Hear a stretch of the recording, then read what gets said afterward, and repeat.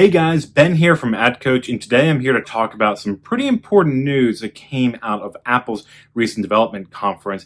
And that news is that in the new iOS 14 update slated to come out in September of 2020, Apple has announced that they are going to give users the ability to opt out of sharing their IDFA with advertisers. So let's break that down. What does that really mean? So first, what is IDFA? Well, the IDFA stands for Identifiers for Advertisers. So this is a 32 character string of letters and numbers that advertisers use to identify individual devices. So what that means is that when you have your phone, your iPhone, your iPad from Apple, and an advertiser serves you an ad, they don't know that they're running an ad to John Doe or John Smith. They see a very long string of letters and numbers that is unique to that device. And advertisers will then store and save that ID and use it for purposes later on. They can know if this is a new or returning customer. Maybe they can say, well, we know that this device is a sports fan, so we want to give them an ad for sports gear. Maybe they're an affluent shopper. Maybe they're into cooking, a mom and dad, you name it. On desktops, this is generally done with cookies. On the mobile side, it's done with a mobile identifier. In iOS, that is the IDFA. So what does this change mean? Well, right now, what's happening is that apps are collecting that information from users and sharing it with advertisers. This has been going on since the beginning of advertising. And it is not impossible to change your IDFA or to stop sharing it. But what Apple is proposing to do is to make it more accessible and easier for people to do that.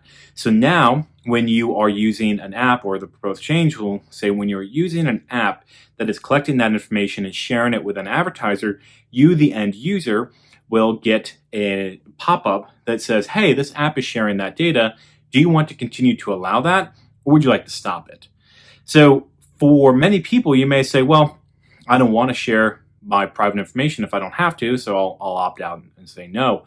And that's really big for advertisers because outside of the Googles and the Facebooks of the world, there are hundreds of other ad tech companies that rely heavily on that data to execute their campaigns. If you go to another ad tech company and you say, I want to target mobile users who are affluent between the ages of 18 to 35, they can say, well, we'll go to our database of hundreds of millions of IDFAs and we will target those devices that match that requirement.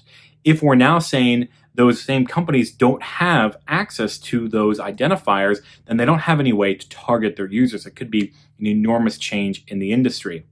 So how is the industry responding to that? Well, there are a couple of different ways that we can respond. For one, iOS only makes up about half, just under half of all devices in the US. So on Android, things are remaining to be the same, but who knows, down the road, Android may follow suit. The biggest thing is to come up with another way to identify these devices. And depending on the type of company you are and what you own and what kind of data you own, this can be an easy thing or a very difficult thing to do. So one idea is to say, well, maybe you own that data. Maybe you own first-party information. So what do I mean by that? That means maybe you own an app. So Facebook, for example. Facebook owns, of course, a Facebook app, which has hundreds of millions of downloads. What Facebook could do is say, well, okay, we're no longer going to have the IDFA, but we'll just label our own users our own way. App user 1, app user 2, app user 3, so on and so forth. And essentially do everything they were doing before, but instead of using the IDFA to target somebody, they use their own identifier. But if you're not Apple, or if you're not Facebook, how do you do that? Well, there is a push for other companies to come up with kind of a new universal ID. Trade Desk has one called the Unified ID. Trade Desk being the largest independent DSP, they are really pushing this solution in partnership with other ad tech companies to essentially say, we're going to do the same thing. Instead of just like the Facebook app, we're going to come up with a new way to identify devices using a combination of different companies, resources, tools, SDKs, you name it. So they're really pushing that solution, which a number of ad tech companies are looking into or currently involved with. and then others are looking for an alternative. If neither of those work for them, what is the alternative? So this is slated to come out in September of 2020. And until that point, we could see some changes. There are times when Apple does announce something in the development conference, it doesn't actually make it to production. So it is a possibility that this won't roll out in its true format right now. But as of recording this in mid-July of 2020, it is expected that that is where we are going to go. And the industry is trying to prepare for that and see, if this does take place, how many people will choose to opt out? How much of a change will this have to the advertising ecosystem? And how do we get ahead of it and continue to operate without potentially this really important piece of information?